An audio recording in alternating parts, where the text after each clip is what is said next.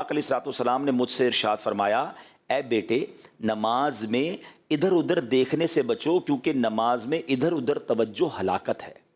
हमारी नमाज में तवज्जो नहीं होती है।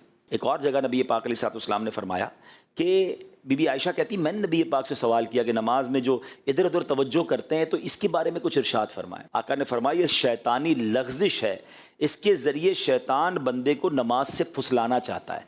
शैतान आता है कि किसी तरह इसका दिमाग कहीं और चला जाए। वो चुटकुला मशहूर है ना कि एक साहब जो हैं वो 5 वक्त के नमाजी थे और बाजमात नमाजी थे, अपनी मार्केट में भी जमात से नमाज़ पढ़ने जाते। एक दिन इशा की नमाज़ चली गई तो रोने लगे।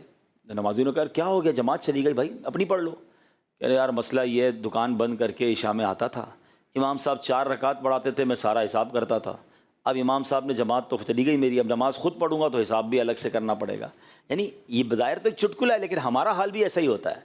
शायद बहुत सारे प्रोग्राम, बहुत सारे एडिटिंग के टूल्स, बहुत सारी जनाब वो चीज़ें हमें दिमाग में याद आती हैं, यार ये रह गया था, वो रह गया था, ये ईमेल बाकी है तो ये जवाब बाकी है। तो इसकी एक वजह है। लेकिन पहले भी एक आपको वाक़या सुनाता हूँ कि हमारे असलाफ़ नमाज कैसे पढ़ते थे और हमारा हाल क्या है। हज़रत अबुल अहवस रहमतुल्लाहि तआला कि हज़रत सैयदना मंसूर बिन मुअतमिर रहमतुल्लाहि तआला की पड़ोसन ने अपने वालिद साहब से पूछा कि हज़रत वो जो सैयदना मंसूर की छत पर एक लकड़ी नज़र आती थी वो किधर है? रोज़ छत पर एक लकड़ी नज़र आती थी। तो बताया, बेटा वो लकड़ी नहीं थी, हज़रत मंसूर रोज़ाना रात को खड़े होकर क़याम करते थे, वो अल्लाह की बारगाह में नमाज पढ़ते थे। अल्लाह अकबर। यानी वो उनका इंतकाल हो गया तो बच्चों ने पूछा कि वो लकड़ी नज़र नहीं आ रही आजकल, वो रोज़ रात को देखते थे लकड़ी नज़र आती थी। यानी इतना स्ट्रेट, इतना फोकस, इतना अदब के साथ नमाज पढ़ते कि लोग समझते कोई लकड़ी या कोई तना है। हमारा हाल क्या है?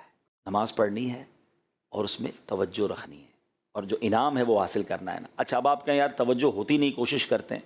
इसके कुछ तरीके हैं। सबसे पहला तरीका मैं आपको ये बताता हूँ कि नमाज का माना समझें, मीनिंग समझें। जब आपको नमाज के माना आते होंगे ना, अल्हम्दुलिल्लाह रब्बिल आलमीन जब कहेंगे तो उसका माना क्या है, अर्रहमान रहीम, तो मैं रहमान रहीम की बात कर रहा हूँ। तो अब जब आप ये तिलावत जो भी कर रहे हैं, जो भी आयतें आप पढ़ते हैं, उसका तर्जमा 2-3 बार पढ़ लें। तो अब आप जब नमाज़ पढ़ेंगे तो आप तर्जमे के साथ होंगे, तो इंशाअल्लाह बहुत चीज़ें आप साइड पे लेफ़्ट राइट नहीं होंगे। नंबर 1।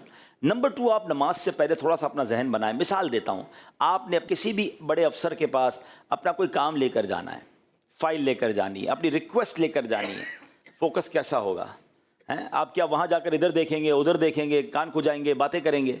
नहीं, आपको पता है मुझे काम निकलवाना है, मुझे अच्छे अंदाज से। अच्छा, इंटरव्यू देने जाएं, जॉब का इंटरव्यू देने जाते हैं, वीज़ा का इंटरव्यू देने जाते हैं, कितना फोकस, कितनी तैयारी। यानी दुनिया